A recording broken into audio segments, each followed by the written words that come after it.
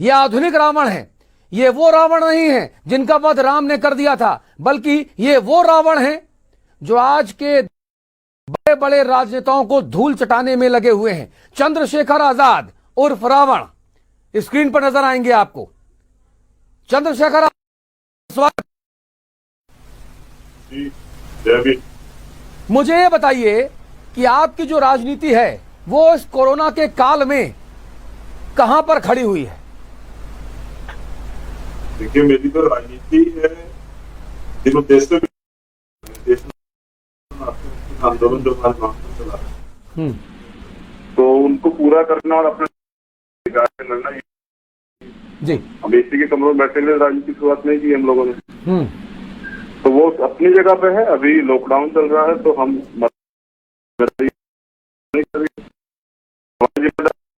आर्थिक मदद कर रहे हैं, लोगों की राशन मुहैया करा रहे हैं हम सब लोग पूरे देश में, तो वो कर रहे हैं जी। तो यही काम है हमारा, यही राजनीति। जरा अपने दर्शकों को मैं कुछ बताना चाहता हूं। आप 2014 से लाइमलाइट में हैं। जातिगत संघर्ष से पैदा हुई एक पार्टी भीम आर्मी की स्थापना आपने की है। दलितों के नेता के तौर पर आप उभर रहे हैं। मायावती की राजनीति को आप रिप्लेस कर रहे हैं। बहुजन की अगर बात करते हैं तो SC ST OBC के सबसे बड़े नेताओं की सूची बने तो रावण का नाम उसमें शामिल होगा। 2017 की सहारनपुर हिंसा के आरोप आप पे ऊपर लगे, रासुका लगी, कई बार आप जेल गए। 15 महीने बाद जेल से जब बाहर आए तो आपने कहा कि अगर कभी मौका मिला तो यूपी की योगी सरकार को ब्याज समेत जो उसने किया है हम वो वापस करेंगे। भीम आर्मी की स्थापना आपने की और आपके साथ विनय रतन सिंह थे, उन्होंने की। यह संगठन छुआछूत, भेदभाव और ऊंच नीच की भावनाओं को मिटाने के लिए और शिक्षा के माध्यम से बहुजन मुक्ति के लिए काम कर रहा है। पश्चिमी उत्तर प्रदेश में आप लोग 350 के आसपास मुक्त विद्यालय चलाते हैं। सहारनपुर, मेरठ, शामली, मुजफ्फरनगर, यहां पर आप जो है अच्छा खासा प्रभाव रखते हैं। और आप आजकल जो आप कर रहे हैं वो ये कर रहे हैं कि आजकल आप एक लीथल कॉम्बिनेशन बना रहे हैं। SC ST OBC और मुसलमानों को साथ लाकर देश और प्रदेश की सत्ता पर काबिज होना चाहते हैं।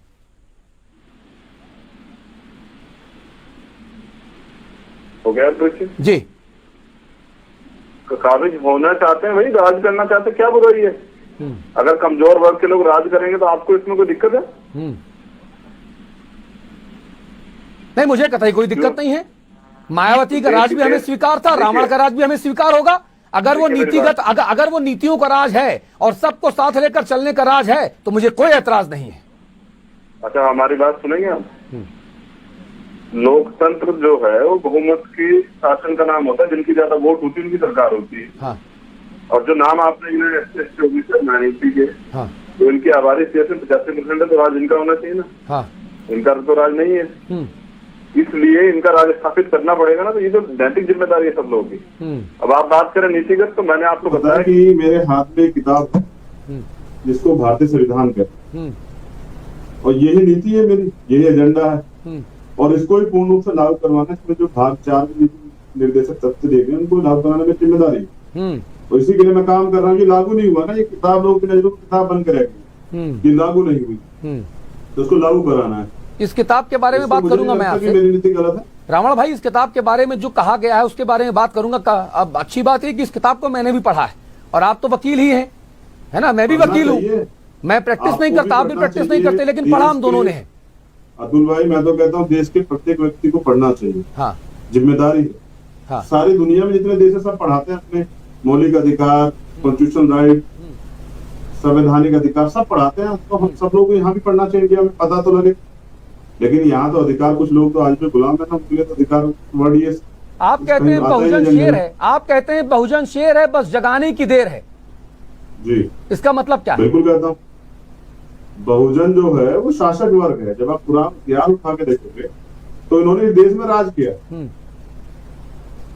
इसलिए मैं कह रहा हूँ बहुजन शेर है। और मेहनत का ईमानदार कौन है बहुजन समाज के लोग भाई ना। अगर ये शासक वर्ग है तो अपने पुरुषार्थ से, अपने ज्ञान कौशल बुद्धि से उस शासन को हासिल क्यों नहीं कर लेती है? आप लोग कोटे के भरोसे क्यों हैं? आरक्षण के भरोसे क्यों हैं? पुरुषार्थ के भरोसे क्यों नहीं है? इसी बात का तो दर्द है आप लोगों के पेट में। नहीं, हमारे पेट में दर्द नहीं है। मैं सवाल पूछ रहा हूं आपसे। मैं आपको ये तो बता रहा हूँ, पुरुषार्थ की बात कर रहे हैं ना। पुरुषार्थ की बात तो जब यहाँ जो लोग अपने आप को आज जो है जातिगत तौर पे जो लाभ ले रहे हैं, जो अपने आप को बहुत बुद्धिमान और बुद्धि बलवान मानते हैं, उनके देश, उनके शासन में देश गुलाम हुआ। हाँ। आप पुरुषार्थ की बात मुझसे कर रहे हैं। हाँ। मैं आपको ये कह रहा हूँ, मौका मिला कहाँ है? हजारों साल की गुलामी है भाई। 70 साल में पेट में दर्द क्यों हो गया सब लोग के? अभी कुछ दिन चलने तो दीजिए, मौका मिलने तो दीजिए, बराबरी की बात एक बार लाइन बराबर होने तो दीजिए, फिर पता लगेगा कितने कितना पुरुषार्थ है। देश सोने की चिड़िया फिर बनेगा। सम्राट अशोक का शासन लौटेगा, पिछड़े वर्ग का राज आएगा, दलितों का राज आएगा, माइनॉरिटी का राज आएगा। क्या परेशानी है? कोटे वाले नहीं है। समस्या है हमारी जिंदगी आके झेलिए एक दिन। अतुल भाई, हाँ। आके हमारी जिंदगी झेलिए, देखिए हाँ। कि कैसी जिंदगी हमारी। हम मैंने बताया ना कि ये बाबा साहब के संविधान से मुझे अधिकार मिले कि आप मुझे सुन रहे हैं, पूरी आपके माध्यम से, हिंदी खबर के माध्यम से पूरी दुनिया में लोग मुझे भी सुन रहे होंगे जी। तो ये बाबा साहब संविधान में अधिकार थे, पहले थे कहाँ? मनुस्मृति में ये अधिकार में थे कहाँ भाई? तो अभी तो स्टार्ट हुई, अभी घबराइएगा नहीं। अब तो शुरुआत हुई, अभी आप हमें राज करते देखेंगे और हम किसी को सताएंगे नहीं। हाँ। क्योंकि कॉन्स्टिट्यूशन नहीं देता जब, हाँ। तो कॉन्स्टिट्यूशन को मानते हैं ना। हाँ। देखिए रावण भाई, जिसकी इतनी रावण संख्या भाई है, हम घबराते, हिस्सेदारी। रावण भाई हम घबराते किसी से नहीं है। और आप कह रहे हैं जिसकी आप कह रहे हैं जिसकी जितनी हिस्सेदारी उसकी उतनी भागीदारी, आप बिल्कुल राज करिए, कोई दिक्कत नहीं है। लेकिन अगर आप जिस पुस्तक का हवाला दे रहे हैं, उस पुस्तक की हलफ लेकर और उस पुस्तक में दर्ज बातों को सामने रखकर साक्षी जानकर राज करेंगे तो मैं आपका स्वागत करूंगा। लेकिन ऐसा हो कहाँ रहा है? मैंने किया क्या ऐसा? भी हमारी सरकार ने अभी तो आप ऐसे नहीं, क्यों मायावती? अरे भाई, जो राजनीति आप करना चाहते हैं वो राजनीति मायावती करती थी। 4 बार की मुख्यमंत्री थी मायावती। दलित की बेटी दौलत की बेटी बन गई, दलित वहीं के वहीं खड़े हैं। दौलत से तकलीफ है क्या? दलित अगर दौलत इकट्ठा कर ले या दलित के बाद दौलत तकलीफ हो जाती है क्या? तो मायावती की पार्टी ज्वाइन कर लो ना। सुनिए अतुल भाई, 90% जीते जी अपनी मूर्तियां लगवाने वाली दलित की बेटी दौलत की बेटी बन जाती है और आप उसको डिफेंड करते हैं यहाँ पर। मैं क्या कह रहा हूँ आपसे? ये लिखा क्या बाबा साहब के कॉन्स्टिट्यूशन में? अच्छा, आपको क्या लगता है चिल्लाने से क्या हो जाएगा? इससे ज्यादा तेज चिल्ला लीजिए। मैं ये कह रहा हूँ 90 पर, आप गवर्नमेंट का आंकड़ा दे रहा हूँ, 90% पूंजी जो है 10% लोगों के पास है। हाँ, तो मेहनत करते हैं, पूंजी है। अरे भाई, मेहनत करते हैं, बुद्धि है, पुरुषार्थ है, पूंजी कमाते हैं। आप भी कमाइए, किसने रोका आपको? अरे भैया, मैं कह रहा हूँ कमा तो रहे हैं। किसके अधीन है भाई? कॉन्स्टिट्यूशन के अधिकार, कॉन्स्टिट्यूशन तो मिला वो ले रहे हैं, तुम कुछ दे रहे हो क्या? या पूरी दुनिया से कोई खरा दे रहा है क्या भाई? हाँ। अपना जो कॉन्स्टिट्यूशन में अधिकार मिला वो तो ले रहे हैं, और ये हमारा अधिकार छीन के लेंगे, तुम रोक कैसे सकते भाई? अच्छा, सुप्रीम कोर्ट का एक फैसला आया 24 तारीख को। सुप्रीम कोर्ट कहता है कि 70 वर्ष से फायदा ले रहे महानुभावों के वारिसों को अब आरक्षण नहीं मिलना चाहिए। सुप्रीम कोर्ट ने स्पष्ट तौर पे कहा है कि आरक्षण का लाभ उन महानुभावों के वारिसों को नहीं मिलना चाहिए जो 70 वर्षों से आरक्षण का लाभ उठाकर धनाढ्य वर्ग की श्रेणी में आ चुके हैं। वर्षों से आरक्षण का लाभ सही मायनों में अनुसूचित जाति और अनुसूचित जनजाति वर्ग के जरूरतमंद लोगों तक नहीं पहुंच रहा है, यह माननीय सुप्रीम कोर्ट ने कहा है। इस पर आप क्या कहेंगे सर? देखिए, लोकतंत्र है, सबको अपनी बात रखने का अधिकार माननीय न्यायालय को भी है। मगर मैं जानना चाहता हूँ, जिन जजों द्वारा फैसला दिया गया है वो पांचों किस जाति के? वो तो सारे अपर कास्ट गरीबों के ताल्लुक से। मैं नाम गिनाता हूं ना आपको, मैं नाम गिना रहा हूं। जस्टिस अरुण मिश्रा, जस्टिस किस जाति के? सुन लीजिए ना पहले 1 minute. Justice Arun Mishra, justice Indira Banerjee, justice Vineet शरण, जस्टिस MR शाह और जस्टिस अनिरुद्ध बोस। अब आप इनको जातियों में बांटना चाहते हैं तो बांट सकते हैं, मैं नहीं बांट रहा। आपने कहा ना, सुनिए, अदालत का और सेना का कोई जाति नहीं होती, कोई चेहरा नहीं होता। अरे कौन कह रहा जाति नहीं होती? आप मुझे कह रहे 70 साल का आपने पीछे दिए, 70 साल में महानुभव, 70 साल में तो महानुभव हो गए। 70 साल से सुप्रीम कोर्ट पर, हाई कोर्ट पर अपर कास्ट के लोगों का कब्जा है, ये नहीं दिखाई दिया आपको? अरे सर, आप लोग पढ़ के ऊपर नहीं जाएंगे, कहेंगे कब्जा है। अरे आप लोग पढ़िए, ऊपर जाइए। पढ़ रहे तो हैं, अभी तो तकलीफ हो गई, पढ़ रहे हैं तो। नहीं, तकलीफ किसको होगी सर? सुप्रीम कोर्ट के चीफ जस्टिस थे आप ही की बिरादरी के, SC ST थे ना। नाम याद है आपको? नहीं नाम याद उनका? KG बालाकृष्णन साहब। एक ही बार में याद आ गया। मैं कितने सुप्रीम कोर्ट के जजों के नाम गिनवाऊं, और मैं ये भी गिनवाऊं कि सरकार की चाटुकारिता करते वो राज्यसभा के मेंबर बने या किसी आयोग के सदस्य बने। अरे सर, वो तो आपके समुदाय की दिक्कत है कि आपके समुदाय का इतने ऊपर बैठा व्यक्ति आपके समुदाय की ही भलाई नहीं कर पा रहा है। आप उसकी भलाई करेंगे, इसमें क्या गारंटी है? मायावती की तरह आप भी अपने समुदाय को पीछे छोड़ देंगे, इस बात की गारंटी नहीं है क्या? आप आपकी भाषा में ये कह रहे हैं अतुल भाई कि अपर कास्ट के बैठे हुए जज जो हैं वो अपने लोगों का ख्याल रखते हैं, उनके अधिकारों पे उनके बगैर बताए काम करते हैं। ये आप कह रहे हैं, ये आप कह रहे हैं। आप कह रहे हैं कि दलित नहीं मतलब अरे जजों की जाति आप देख रहे हो सर, हिंदुस्तान में पहली बार ऐसा हुआ कि जजों की जाति देखने वाला नेता आया सामने। अतुल भाई पानी पी लीजिए, इतना गर्म होने की जरूरत नहीं है, गर्मी बहुत है भाई, कोरोना का भी प्रकोप चल रहा है, मैं गर्म पानी नहीं, गर्मी आपके मस्तिष्क में है सर, आप सोचना समझना नहीं चाहते हैं कुछ। गर्मी मस्तिष्क में है, कौन मना कर रहा है, होनी भी चाहिए भाई, इतने दिनों का अपमान तो अरे कितने दिनों का अपमान है, किसने आपका अपमान किया है हिंदुस्तान में आजाद भारत में? हजारों साल से आप 33 साल के हैं, जब से आप पैदा हुए हैं, किसने आपका अपमान किया है? सुनेंगे मेरी जीवन लाइफ आपने बताया, ये नहीं बताया कि मैंने संगठन क्यों बनाया। हाँ, तो जिसने आपका अपमान किया आप उसको सजा दीजिए ना, आप पूरे समुदाय को, पूरे देश को क्यों बांटना चाहते हैं? मैं कौन हूँ सजा देने वाला? मैं तो कॉन्स्टिट्यूशन के हिसाब करता हूँ, लोकतांत्रिक तरीके से मांग करता हूँ। हाँ। कोर्ट देगा सजा, प्रशासन देगा सजा। आप अगर एक मिनट मेरी बात सुनते तो बड़ी मेहरबानी। बोलिए सर। देखिए मैं एक बात आपको बताता हूँ, आप अच्छे पत्रकार, कुछ पत्रकार ऐसे भी हैं जो जैसे कहते हैं ना, लातों के भूत जो है बातों से नहीं मानते, कुछ ऐसे पत्रकार हैं, अच्छे पत्रकार हैं, मैं आपकी गिनती नहीं, कुछ ऐसे नेता भी है सर जो लातों की भूत है, बातों से नहीं मानते हैं, वो आप भी जानते हैं, हम भी जानते हैं। वो लदिया खा रहे हैं भाई। हाँ, वो हर जगह है सर, जाहिल हर जगह है, जाहिल उधर भी है, जाहिल इधर भी है। राहुल भाई के बारे में हाँ, मैं क्या कह रहा हूँ, हाँ, ऐसा इलाज होना चाहिए कि दोबारा कोई ऐसा करे ही ना। हाँ, जितने पत्रकारों पे आपराधिक मुकदमे दर्ज होने लगे ना, इनकी वजह से जो भड़काऊ भाषण ये लोग देते हैं, हाँ, सरकार की चाटुकारिता करते हैं, हाँ, अगर इन पे मुकदमे दर्ज हो जाए, जेल चल जाए, तो मुझे लगता है कि अगर वास्तविकता में पत्रकारों पे काम हो जाए तो मुझे लगता है कि देश से जो है ये धर्म युद्ध चला रखा है। जब सरकार बनेगी आपकी तब फैसला लीजिएगा ना, आप करिएगा काम। अब ये बात याद रखेगा, लेंगे जरूर। नहीं, बिल्कुल मुझे जो याद भी है। माहौल खराब करेगा, हाँ, कानून के विरुद्ध जाएगा, देश को भड़काने का काम करेगा, उसका इलाज करेंगे। हाँ, तो अपने आप को शामिल करिए ना उसमें, अपने आप को उससे बाहर क्यों रख रहे हैं आप? आप ठाकुरों के और ब्राह्मणों के खिलाफ जहर उगलते हैं कि नहीं उगलते हैं? मैं तो जो अपराध करता है उसके खिलाफ उगलता हूँ। मैंने कहाँ जहर उगला भाई, मुझे तो मौका ही नहीं मिला। सहारनपुर हिंसा में आपने ठाकुर जाति के लोगों के खिलाफ आपने जितना जहर उगला रावण भाई, उतना किसी ने नहीं उगला, तभी रासुका लगी थी आपके ऊपर। मैं आपको विश्वास दिलाता हूँ कि जब मैं सत्ता में आऊंगा, हमारे पार्टी के लोग सत्ता में शासन करेंगे, हम किसी की जाति देख के उसको प्रेम नहीं करेंगे, लेकिन जो लोग हमारे लोगों पर अत्याचार करेंगे, मैं आज विश्वास, अभी तो हम उनके खिलाफ आंदोलन करते तो सजा जाते हैं, लेकिन फिर उनका इलाज होगा, और ऐसा इलाज होगा कि सब लोग जाते। रावण भाई, आपके लोग कौन? आपके लोग कौन? मैं आपका आदमी नहीं हूँ क्या? हर हिंदुस्तानी आपका आदमी होना चाहिए जो राजा बने। आप अगर मुख्यमंत्री बनो तो हर हिंदुस्तानी, हर प्रदेशवासी आपका अपना होना चाहिए। देखिए पहली बात तो ये अतुल भाई, ये हिंदुस्तान नहीं है, ये भारत।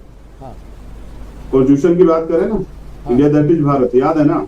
भूले तो नहीं हो, ये भारत है और हर भारतवासी मेरा भाई है, मेरा रिलेटिव है, लेकिन अगर वही रिलेटिव कानून तोड़ के हमारे लोगों को सताने का काम करेगा तो उसको सजा दिलवाने के लिए जेल भेजना पड़ेगा ना। बिल्कुल कानूनी कार्रवाई करनी पड़ेगी, या उसको सताने की इजाजत दे दोगे आप? नहीं, सहमत हूं आप बिल्कुल जेल भेजिए, जो गलत करे। मैं कह रहा हूँ अब मनुस्मृति से देश नहीं चल रहा है ना, कि अगर कोई दलित या कोई अछूत या शूद्र जो ओबीसी जाति के लोग होते हैं, अगर कुछ सुन लेगा, मंत्रोच्चारण सुन लेगा या धार्मिक सुन लेगा, तो उसके कान में पिघला शीशा डाला जाए, अगर वो मंत्र उच्चारण मुंह से कर दे तो उसकी जीभ काट जाए, तो समय नहीं रहा ना। जो अपराध करेगा उसको सजा मिलेगी ना, कोई हो, किसी जाति धर्म को, इससे तो सहमत हो ना? बिल्कुल ठीक है। अभी मैं आपको बताता, सुप्रीम कोर्ट का जो फैसला उसको जरा सुन लीजिए, एक मिनट हमें दीजिए, ऐसा मत कीजिए, मतलब दलितों का बोलने का अधिकार भी छीन लो। नहीं, बोलिए भाई साहब। मैं ये कह रहा हूँ, ये जो फैसला है ना, पहले तो ओबीसी आरक्षण में जो है क्रीमी लेयर लागू की गई, ये ओबीसी को टुकड़ों बांटने का प्रयास था।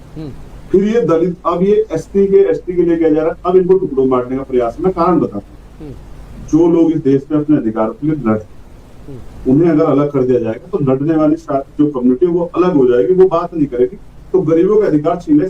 सीधा मुद्दा ये है कि आरएसएस और भाजपा के लोग चाहते हैं कि इस तरह से देश से आरक्षण खत्म हो जाए, इस देश का एससी एसटी ओबीसी माइनॉरिटी का व्यक्ति मुख्य धारा से ना जुड़े। ये पूरा प्रयास है, इसके लिए बार बार जो है काम हो रहा है। मैं जानना चाहता हूँ सुप्रीम कोर्ट कौन होता है कानून बनाने वाला? फिर पार्लियामेंट किस लिए? पार्लियामेंट कानून बनाए, सुप्रीम कोर्ट का काम कानून बनाने का थोड़ा ही, आप समझ रहे हैं ना?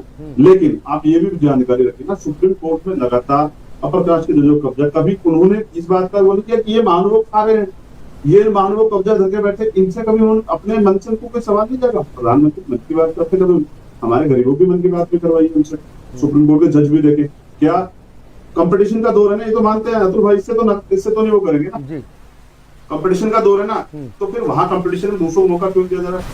जज का बेटा जज, जज का भतीजा जज, जज का दामाद जज, अरे और भी तो लोग हैं, SC ST OBC माइनॉरिटी के लोग हैं, इनको भी तो मौका दो, कोई टेस्ट तो करा, प्रोजेक्ट खत्म तो करो। हम तो कह तो रहे हैं भाई, हमारी सरकार मानती नहीं है, उनको भी जाने दीजिए। यहाँ तो इस देश में आपको नहीं पता कि ब्रिटिश गवर्नमेंट में ब्राह्मणों पर जज बनाने की प्रक्रिया में बंगाल में आपको पता बैन लगा था कि न्याय कर ही नहीं सकते, तर्कसंगत न्याय कर ही नहीं सकते, ये तो अपनी कमिटी तो झुकाव रखते, ये हुआ है देश में।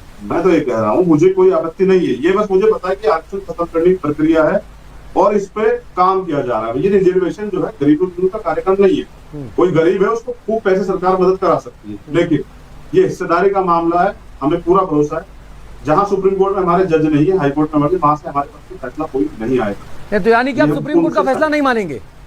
मैंने क्या कहा, इस देश का कॉन्स्टिट्यूशन मुझे राइट देता, सरकार कोई कानून बनाए, सुप्रीम कोर्ट कोई कानून है, अगर मैं उससे सहमत नहीं तो मैं उसका विरोध करूँ। मैं पूर्ण रूप से आजाद समाज पार्टी का विरोध करते हैं। ये फैसला किसी भी तर्क पर नहीं है, ये फैसला और सिर्फ कुछ ज्यादा खुश करने के लिए और सरकार पे दबाव बनाने के लिए। सरकार जो है, सरकार में हिम्मत ही नहीं। आप ये कह रहे हैं चंद्रशेखर आजाद रावण कि आप सुप्रीम कोर्ट के 5 सदस्यीय संविधान पीठ के द्वारा दिए गए इस फैसले को नहीं मानेंगे? आपको पता है कि सुप्रीम कोर्ट के 9 सदस्य पीठ ने एक फैसला दिया था रिजर्वेशन के पक्ष में, 2 जजों ने बैठ के बदल दिया था, वो भी मैंने नहीं माना। मैं तो कह रहा हूँ ना, जो गलत है हमारे लोगों के अधिकारों के खिलाफ, मैं उसको नहीं मानूंगा। आप समझ रहे हैं? आप बागी क्यों? विरोध करो, ये मेरा कॉन्स्टिट्यूशनल राइट है। इसको आप बागी क्यों हैं? आप सिस्टम में आइए, सिस्टम को बदलिए, आप बगावत क्यों करते हैं?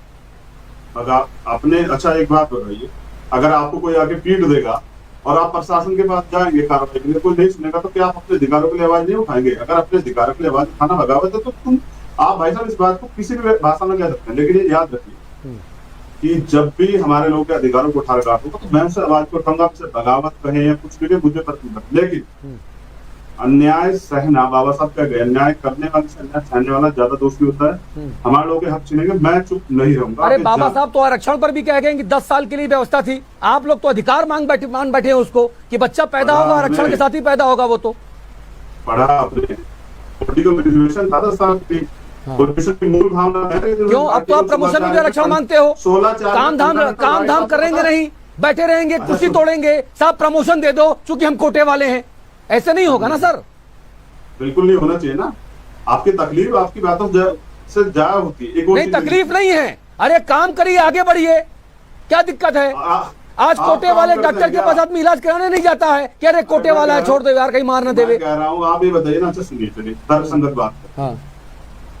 आप ये कह रहे हैं कि प्रमोशन में मांगते हैं, मुझे बताइए कितने जज हुए सुप्रीम कोर्ट में शेड्यूल कास्ट के? मीडिया में कितने लोग हैं शेड्यूल कास्ट के? अरे भाई, योग्यतम की उत्तरजीविता, आप योग्यता बढ़ाइए, पोस्ट पाइए, पद पाइए, काम करिए अपना। किसने मना किया आपको? अतुल भाई, स्कूल किसके हैं, कॉलेजेस किसके हैं? और वहां बैठे हुए जातिवादी लोग जब हमारे लोग कंपटीशन में इंटरव्यू में नंबर कम करते हैं, हमें नहीं पता है। अरे भाई, कैसी आप बातें कर रहे हो? कौन सी कबीलाई, रावण भाई, कौन सी कबीलाई संस्कृति की बात आप कर रहे हो? अच्छा चलिए मैं बता रहा हूँ, आप कबीलाई संस्कृति मानेंगे ना, आपने कभी झेलना नहीं है। समस्या तो यही है ना, अपर कास्ट के लोग चम्मच लेके पैदा हुए, सोने को नहीं पता ना आपको। अरे रावण भाई, आप मेरे बारे में जानते नहीं हो। अगर मेरे बारे में जानोगे तो मैं यहाँ तक कैसे पहुंचा? आप अपने शब्द तुरंत वापस ले लोगे। क्या बात आप कर रहे हो? किसने मेरे मुंह में चांदी की चम्मच लगा दी? जरा एक आदमी सामने आके बात तो करे मुझसे। अच्छा, मेरी बात सुनेंगे आप? ये भी जान लेंगे, आपके बारे में भी जान लेंगे। बहुत समय है, तो आप लोगों के लिए काम करने के लिए आपके बारे में जानेंगे। देखिए सुनिए रावण भाई, मैं आपसे क्या निवेदन करना चाहता हूँ, मैं आपसे निवेदन करना चाहता हूँ कि आप एक नौजवान हैं, तो फिर मैं आपसे बात करूँ। सुन लीजिए ना, आप नौजवान हैं, देश आप पे भरोसा करना चाहता है, आपके भीतर जो आग है, आप जो बोलते हैं लोग उसको सुनना चाहते हैं, भरोसा करना चाहते हैं, लेकिन जब आप देश को खांचों में बांटेंगे रावण भाई, वहीं पे दिक्कत हो जाएगी। आप विकास सबका करिए ना, क्या दिक्कत है इसमें? मैं विकास तो ना क्या कर रहा हूँ, अभी तो मैं मौका मिलेगा सबका विकास करेंगे। लेकिन जिसको जरूरत है पहले उसका तो करते हैं। समस्या ये है कि मुझे आप ये ना कहें मैं खाकों में बांट रहा हूँ, मैं तो जोड़ने का बात कर रहा हूँ। बहुजन समाज को एक बड़ा परिवार है, मैं उसको जोड़ रहा हूँ। जातियों में तो उन लोगों ने बांटा, आप जानते हैं किन लोगों ने बांटा। दूसरी बात ये है, मुझसे आप कह रहे हैं कि भाई आप जो है मत बांटे। मैं ये कह रहा हूँ, मैं कहाँ बांट रहा हूँ? मैं तो खुद कह रहा हूँ, जब मुझे मौका मिलेगा तो मैं उन लोगों के लिए काम करूंगा जिन लोगों को ज्यादा चाहिए। आप एक चीज जानिए, छोटे पदों पर रिजर्वेशन का लाभ मिला है क्या? 1 क्लास में रिजर्वेशन का लाभ मिला है? कितने अधिकारी जो है हमारे सचिव कितने प्रशासनिक अधिकारी हमारे हैं जो, और जिस जाति के डिस्क्रिप्शन मैं आपको बताता हूँ। एक अभी कन्नौज में एक तहसीलदार को पीटा गया, आपको याद है? याद होगा, सुबोध पाठक नाम के एमपी ने पीटा, क्या कार्रवाई जी? छोड़िए, एक रीना नागर नाम से ओबीसी समाज, गुर्जर समाज की हमारी एक बहन है, वो आईएएस है, आईएएस है भाई, हरियाणा कैडर की, चंडीगढ़ में है। उन्होंने 1-2 दिन पहले एक वो किया है, वीडियो वायरल किया कि उसकी जान को खतरा, क्योंकि गुलाटी साहब जो है वो उनसे भेदभाव करते हैं, वहां से उनका उत्पीड़न हो रहा है इस देश में। मैं आपको बताना चाह रहा हूँ, जब आईएएस बनकर भी उत्पीड़न है, जब राष्ट्रपति बनकर भी उत्पीड़न, दलित आप पैदा हो सकते हैं। ये जो सिस्टम बना है ना, ऐसा सिस्टम है कि जिस बाबा साहब भी कह रहे, जिस सीढ़ी पे आप पैदा होंगे, ऐसा सिस्टम है, उसी सीढ़ी पे मरोगे। आप आईएएस बन जाओगे, लेकिन आप अपनी जाति नहीं बदल सकते। मैं ये कह रहा हूँ, आपको आरक्षण से इतनी तकलीफ है, आप ये बताइए ना, आरक्षण किस वजह से? गरीब उन्नयन का कार्यक्रम तो नहीं है, सामाजिक पिछड़ेपन और शैक्षिक पिछड़ेपन के कारण, पर्याप्त जो प्रतिनिधित्व उसके कारण आप इस देश से जाति व्यवस्था खत्म हो जाएगा। जब पता ही नहीं होगा कि आप कौन, अग्रवाल नहीं होगा, तिवारी नहीं होगा, वो तो पता ही लगेगा, किसे मिलेगा रिजर्वेशन? तो किसने मना किया? तो किसने मना किया सर? तो ये अपनी ना प्राइम मिनिस्टर से मैं ऐसे कई लोगों को जानता हूं, मैं ऐसे कई लोगों को जानता हूं जिनकी कन्याएं ब्राह्मण थी, SC/ST विवाह किया और सफलता पूर्वक आज जीवन जीते हैं, कम से कम करने वाले हैं। कहीं तो मैं नाम गिना दूं पूरे देश में सर, को जानता हूं तो पूरे देश के लोग भी जानते होंगे ना। आप कि मैं जाति व्यवस्था खत्म करना चाहता हूं, दिक्कत आप सिस्टम को तोड़ना चाहते हैं। अतुल भाई देखिए, आपकी भाषा में समझ रहा हूँ, ये जहरीली भाषा प्रयोग कर रहे हैं। नहीं, कोई जहर नहीं है, जहरीली भाषा चंद्रशेखर रावण आप प्रयोग करते हैं, चाहे जंतर मंतर हो, चाहे जामा मस्जिद में जाके हो। आप जामा मस्जिद में जाकर क्या साबित करना चाहते हैं कि SC/ST OBC और मुसलमानों का गठजोड़ बना लेंगे आप? बिल्कुल बना लेंगे, तो बनाइए ना, बनाइए ना। अरे सर, आप शाहीन बाग को के लिए CAA के खिलाफ मुसलमान के नेताओं के द्वारा इस्तेमाल किए जा रहे हैं, यह आपका आरोप लगता है? ये आपको ऐसा लगता है? नहीं, मुझे नहीं लगता। मुझे क्या लगता है, तो आरोप लग रहे हैं राजनीतिक, और मैं राजनीतिक आदमी हूं नहीं। मैंने आपसे भी कहा था कि अपने अधिकारों के लिए प्रोटेस्ट करना ये तो कॉन्स्टिट्यूशनल राइट है, इसमें अपराध क्या है? अगर मुसलमान करे तो क्या बुरा है? लेकिन जिस तरह से मुसलमानों के साथ भेदभाव आप लोगों ने किया टीवी चैनल पे दिखा के मरकज पे, अगर मरकज में कोरोना पॉजिटिव लोग पाए गए, मरकज का मुखिया जिम्मेदार है, तो भारत में कोरोना है इसके लिए भारत का मुखिया जिम्मेदार नहीं, इस पर कार्रवाई करके दिखाइए, उसके खिलाफ बोल के दिखाइए, आप न्यूज चैनल बंद हो जाएगा। छोटी बात में कुछ नहीं लगता है। मैं कह रहा हूँ कि मुसलमान या दोनों दर्जे के नागरिक है, वो भी देश के नागरिक है, उन्हें अधिकार नहीं है क्या? या उनकी बात करना अपराध है? मैं आज भी करूंगा, जब तक जीऊंगा तब तक भी करूंगा। मैं ये भी बता दूं, जब तक मैं हूँ रिजर्वेशन, जब तक मेरे शरीर में रिजर्वेशन को छूने नहीं दूंगा किसी, जब तक जाति व्यवस्था खत्म नहीं होगा। मैं संकल्प लेता हूँ कि जाति व्यवस्था करने का सबसे बड़ा, आप केवल चुनाव जीतने के लिए ऐसी बातें कर रहे हो चंद्रशेखर रावण, बाकी इन बातों में कोई आधार नहीं है। मैं तो राजनीति करना नहीं चाहता था भाई, मजबूर कर रहा हूँ, क्योंकि जिन लोगों के भरोसे कितना वो आर्थिक आधार की पैरवी कर रहे थे। अरे भाई, मायावती जो बातें आप कह रहे हो वही बातें कह के मायावती सत्ता में आई, 4 बार मुख्यमंत्री रह गई। आधार पे आरक्षण का समर्थन नहीं कर रहा हूँ ना भाई, नहीं कर रहा हूँ ना, बिल्कुल नहीं कर रहा हूँ। कैसी बात कर रहे हैं? मैं तो इस देश के बहुजन हिताय बहुजन सुखाय के नारे पर लड़ रहा हूँ। आप जानते हैं उनका नारा सर्वजनता सबका सुखाय, ये नारा किसका है? ये शंकराचार्य जी का नारा। यही नारा मोदी जी लगाते हैं, सबका साथ सबका विकास। संस्कृत में सर्वजनता सज्जन सुखाय और हिंदी में सबका साथ सबका, एक ही तो नारा है दोनों में, क्या फर्क है भाई? मैं कह रहा हूँ बहुजन हिताय बहुजन सुखाय, मैं उनके लिए लड़ रहा हूँ जिनको इस देश में अधिकार नहीं मिले। एक कदम आगे बढ़ते हैं। मेरा निवेदन है भाई, आप मुझसे उनका कंपैरिजन ना करें। ठीक है, मैं मान्यवर साहब काशीराम को मानता हूँ, इस देश के बहुजन समाज के लड़ रहा हूँ, और मैं तब तक संघर्ष करता रहूंगा जब तक इस देश में बहुजन समाज का। आप तबलीगी जमात को सपोर्ट करते हैं, जिन्होंने कोरोना फैलाया, आप उनको सपोर्ट करते हैं, मौलाना साद को सपोर्ट करते हैं क्या आप? मैं क्या कह रहा हूँ, मौलाना साहब अपराधी हैं क्या? तबलीगी जमात अपराधी है क्या? कोरोना तबलीगी जमात ने फैलाया, आपने कैसे, आप जज है क्या? कमाल कर रहे हैं यार। आप मुझे बताइए कैसे फैला तबलीगी जमात ने कोरोना? 30 जनवरी को WHO ने विश्व स्तर पर इमरजेंसी घोषित कर दी, 24-25 फरवरी को प्राइम मिनिस्टर जो है ट्रंप को बुला रहे, 3000 लोग आए उनके डेलीगेट, स्कैनिंग हुई उनकी। जबकि जनवरी में पहला केस इंडिया में और जनवरी में पहला केस जो है अमेरिका में पाया गया था। फिर उनकी स्कैनिंग, मैं तो कहूंगा कि कोरोना तब आया, उनके टेस्ट कराए जितने 1 लाख लोग वहां इकट्ठा हुए थे। कौन कह रहा है कोरोना जब मरकज से आया? और ये भी बताइए ना, जब प्राइम मिनिस्टर कहते हैं हमने स्क्रीनिंग स्टार्ट कराई, तो मरकज के जो लोग आए हैं, जो विदेश से आए हैं, उनकी स्क्रीनिंग हुई या नहीं, ये भी प्राइम मिनिस्टर बताएं। अजय डोभाल को पता था या नहीं पता था 28 तारीख को डोभाल वहां गए या नहीं गए? झूठ क्यों फैलाया जा रहा है?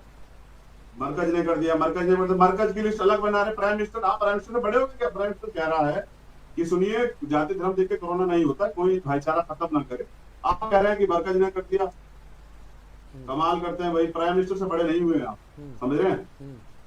तो प्राइम मिनिस्टर ने कहा कि जाति धर्म देख के कोरोना नहीं फैलता, फिर जाति धर्म नहीं फैला, प्यार बना के रखिए, व्यवहार बना के रखिए। तो मगर मीडिया जिस एजेंडा पे काम कर रही है, रोज रोज दिखा के तबलीगी जमात के लोग अलग, जैसे वो इस देश से नहीं, वो विदेश के लोग हो, बाहरी लोग हो या क्रिमिनल लोग हो, और अन्य लोग अलग। मैं ये कह रहा हूँ 1 जनवरी को पहला केस आ गया था, प्राइम मिनिस्टर ने करा गया थी। आप मुझे बता दीजिए 20 जनवरी को न्यूजीलैंड वालों ने बाहर की जो इंटरनेशनल फ्लाइट सब बंद कर दी, स्क्रीनिंग स्टार्ट कर दी। हमारे यहाँ कब हुई? 13 मार्च को हेल्थ मिनिस्टर का बयान था कोरोना नंबर नहीं।